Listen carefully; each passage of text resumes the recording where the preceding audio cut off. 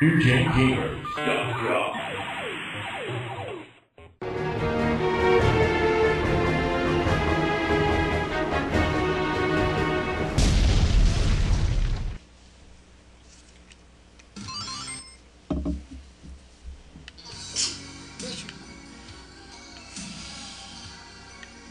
Let's go with...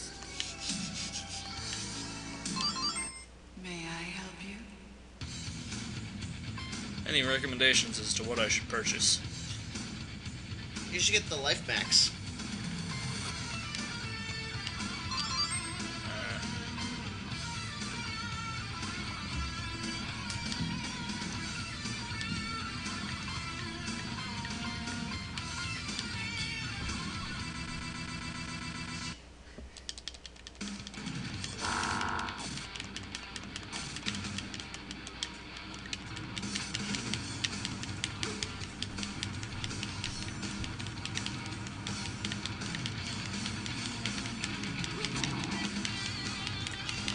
Now, this is definitely one of those bullet hell shooters, too. Where just everything seems to be coming out of everywhere.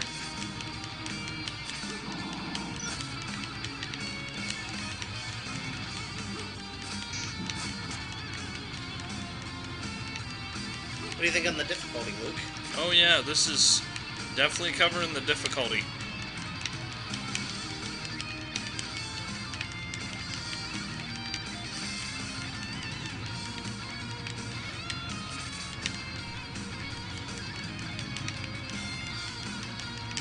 Now, have we established another example of the animated being better than the FMV? Oh yeah. 120%. So maybe if Sega had just kind of stuck with their guns and just made bigger games, rather than doing the whole FMV, we're gonna... Wow.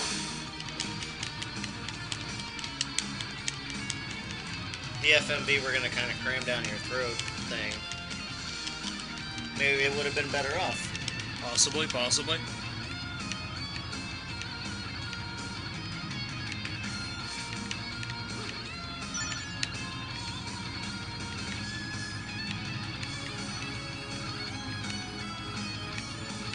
Note to developers, if a game is fun, playable, it's probably a good call. Oh, I failed. Alright, moving on to the final game, and we're going to send this console back to where it came from.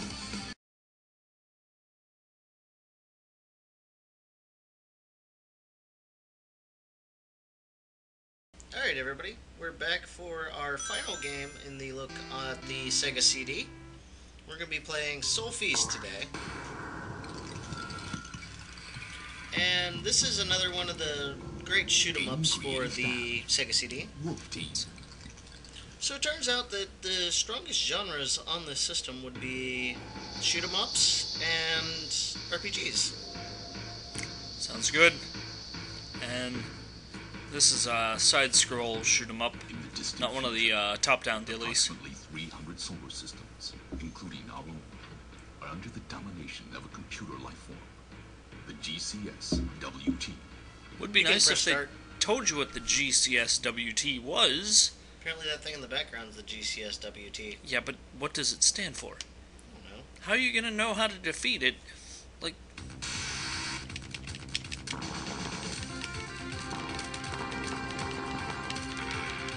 Fail.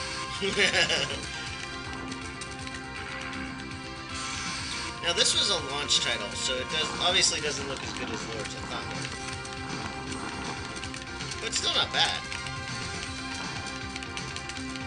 Yeah. I guess the best way to kind of sum up the Sega CD's legacy was it was a bit too early, tried to be a little bit too ambitious, not well planned enough, and Really? I guess just kind of not really appreciated. That and it had a lot of FMV titles on it that just weren't any good.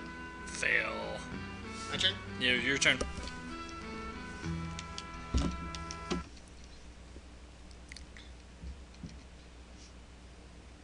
you were able to continue. From the beginning.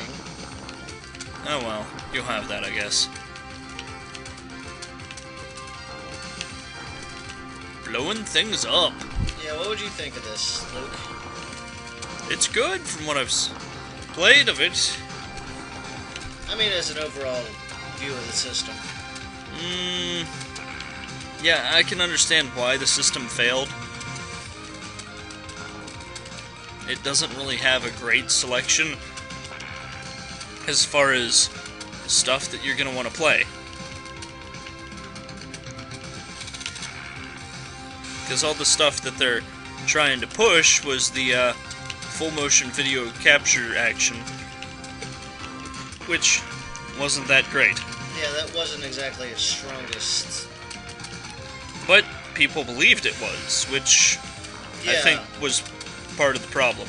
Or actually, the major part of the problem. Developers believing that FMV was the future of gaming. Right. When in fact it was a bad call. Do you feel maybe we'll get there with motion gaming? Or do you think that's actually kind of substantiated itself well enough? What, you mean what the Wii's got going on? Yeah. It's not a bad call. There's a possibility there. And in this case, Move and Connect as well. I think the Move has a good possibility. I think the amount of space that the Kinect requires is not very likely. Because most gamers are frugal and don't have a lot of space. But I suppose given the casual people that they've opened up, there might be a spot in there somewhere. A little bit of a market there for them, yes.